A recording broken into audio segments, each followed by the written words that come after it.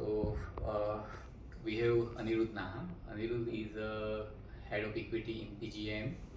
I know him from last almost 7 8 years when I started my career in 2014 with this venture. Thanks Anirudh to be us. My pleasure. My pleasure. Thank you very much. So Anirudh, just a couple of questions on the market. If we talk about January 2022, वो time पे market all time high था, close to 18,000। Right. वो time पे ना कोई geopolitical कोई war की बात चल रही थी, ना यूक्रेन रशिया का कोई इशू था। Right. Crude also is under control, $80 के आसपास क्रूड के प्राइस थे। Right. इन्फ्लेशन ऑल्सो एटलीस्ट वो एक ट्रांजिक्टरी में था, वहाँ पे भी कोई इश्यूज नहीं थे, Right. ना एनर्जी क्राइसिस थे। Right. And suddenly after 2 month आज हम लोग देख रहे हैं तो there are so many negativity. Yes. So आपको ये पर्टिकुलर कंटेक्स्ट में अगर हम लोग बात करें तो down the line second half जो रहेगा ये मार्केट का, वो आपको क्या लग रहा है एंड कहाँ पे चल रही है आपको दिख रही है? Sure. देखिए ये एक्चुअली मतलब क्योंकि ये एक जो कमोडिटी साइकिल हमें दिख रहा है वो काफ़ी it has a lot of bearing in India specifically and ये काफ़ी ट्रिकी हो गया फ्रैंकली स्पीकिंग, क्योंकि because of the event that is playing out between Russia and Ukraine, उस कारण से you are clearly seeing commodity prices, energy prices very elevated, वो काफ़ी ऊपर है। एंड ये प्रीमियम जो आज चल रहा है for commodity energy soft commodity, ये कब तक चलेगा ये प्रीमियम, ये डिपेंड करता है कब तक ये कॉन्फ्लिक्ट चलेगा। Okay. उस पर कॉल लेना बहुत डिफिकल्ट है। बट अगर आप ये मान के चलते हैं कि अगले लेट्स से 3 से 6 महीने में ये रिजॉल्व हो जाता है, तो second half of this year should ideally be a good year, क्योंकि वहाँ पे आपको at least lower commodity and lower energy prices दिखेंगे। अगर लोअर कमोडिटी एनर्जी प्राइसेस दिखे वो इंडिया के लिए अच्छा है, because India is an importer of commodity and crude energy. So from that perspective assumption ये है कि your conflict gets over in the next 6 months. अगर ये एजम्पशन है then in the next 6 months market कहीं ना कहीं बॉटम होके नेक्स्ट लेग ऑफ रैली के लिए फुल्ली रेडी है।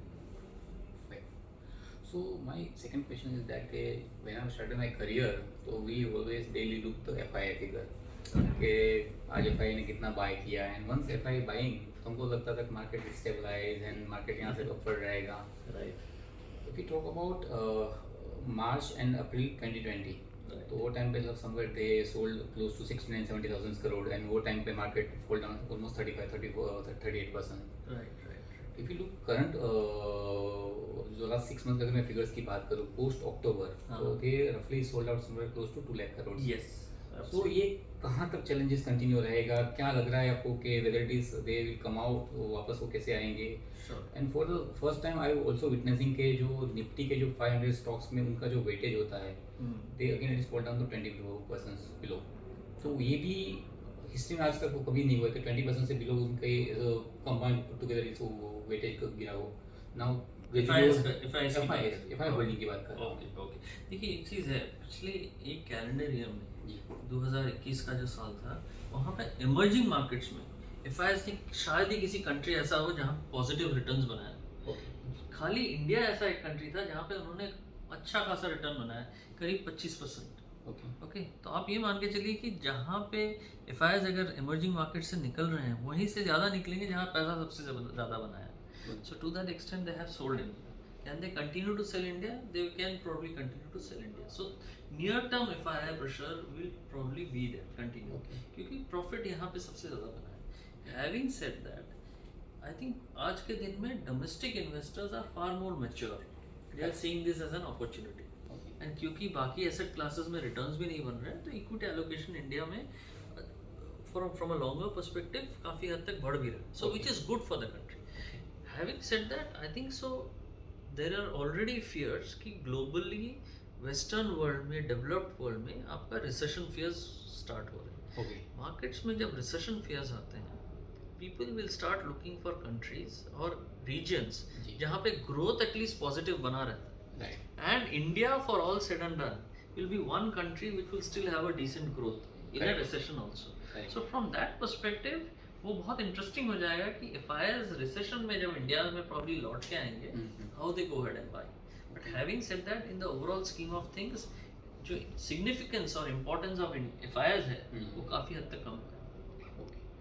So again, इससे related ही मेरा next question है कि if you look as a Indian economy and the corporate India, तो Right. how you feel कि down the line जो 1 decade पहले हम लोग जो थे ना, आज हम लोग कहाँ पे stand कर रहे हैं? How our balance sheet, how these things are moving up, and क्या लग रहा है कि exactly अगर वो पैसा अगर वापस लेके आना है तो हम कहाँ पे stand कर पाएंगे? देखिए एक चीज़ है, I think Indian corporate India आज के दिन में is in a far far better position than what we have seen since the you know the depression the fall that happened in 2008. Correct. Okay, corporate India के balance sheet में पिछले 5 साल में जिस तरीके से corporate India has gone ahead and reduce debt reduction हुआ है, वो काबिल तारीफ है. क्योंकि डेट रिडक्शन से क्या होता है, बेसिकली आपका इंटरेस्ट पेमेंट जो आउटगो है वो कम हो जाता है. बिल्कुल. इंटरेस्ट रेट्स आज बॉटम पे हैं, इंटरेस्ट रेट शायद चढ़ेंगे और Okay. तो वहाँ पे कॉर्पोरेट इंडिया पे इम्पैक्ट उतना कम होगा क्योंकि उनको इंटरेस्ट उतना पे ही नहीं करना. बिल्कुल बिल्कुल. ठीक है, फ्रॉम दैट पर्सपेक्टिव इतना क्लीन जो बैलेंस शीट्स आज हैं जी. वो शायद ही हम लोग ने पिछले 10 साल में देखा. So Okay. Corporate India in spite of Covid, in spite of all the challenges जो आज देख रहे हैं, corporate India is positioned very well. Okay. And hence, from a longer term perspective, that is what gives me that much more confidence कि जब growth starts coming back in the world ji. and inflation थोड़ा normalize होगा, Right. Indian corporate should do really well. Other than that, आप environment को देखिए, GST collections are high. Correct.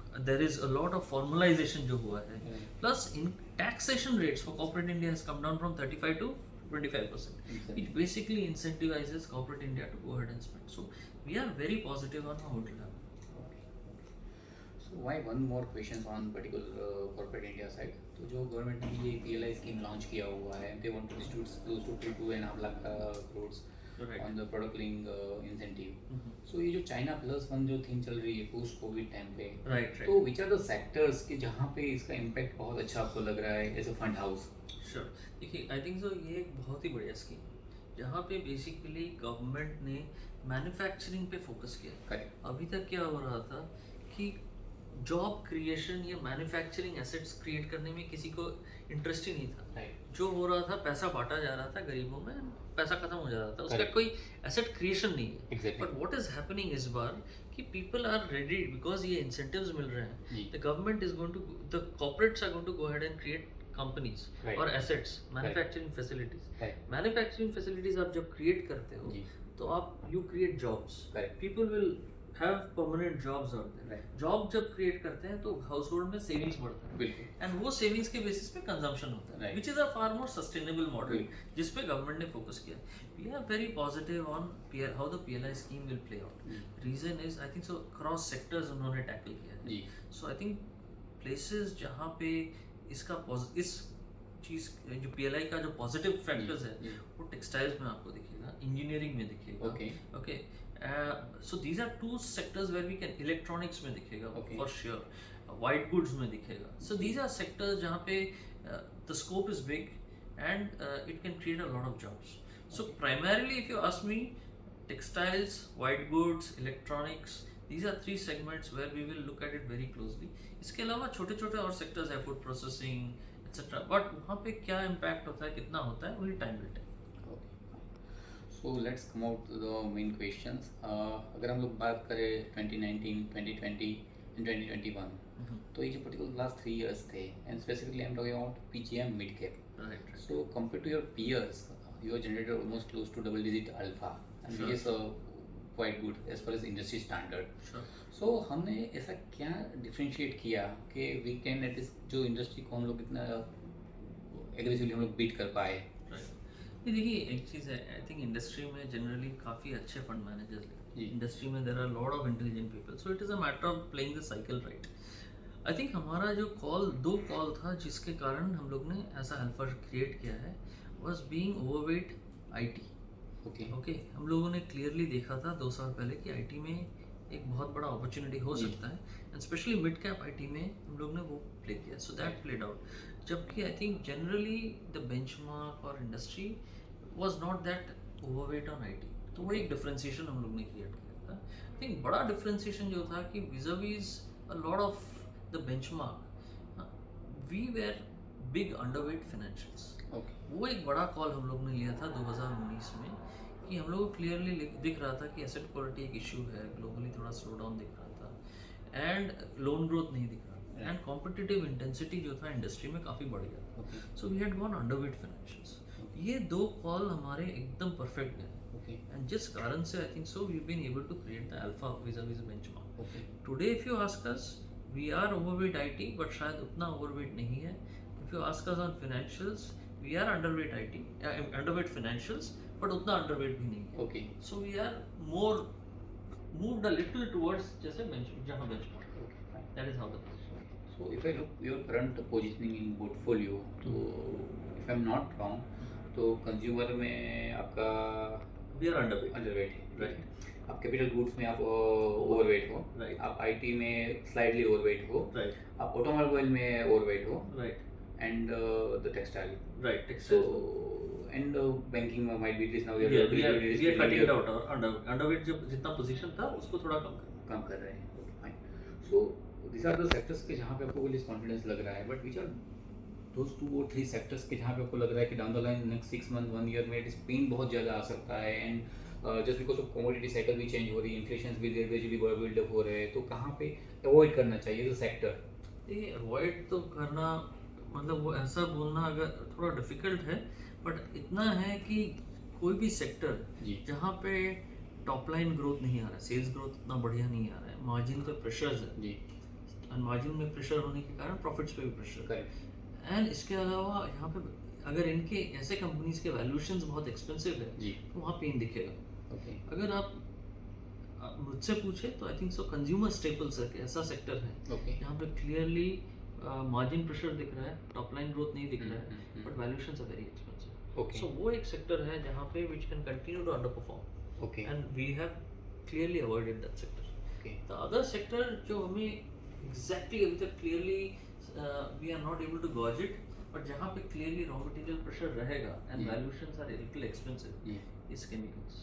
So that is one more sector where we have to be a little cautious. The sector has done exceedingly well, Right.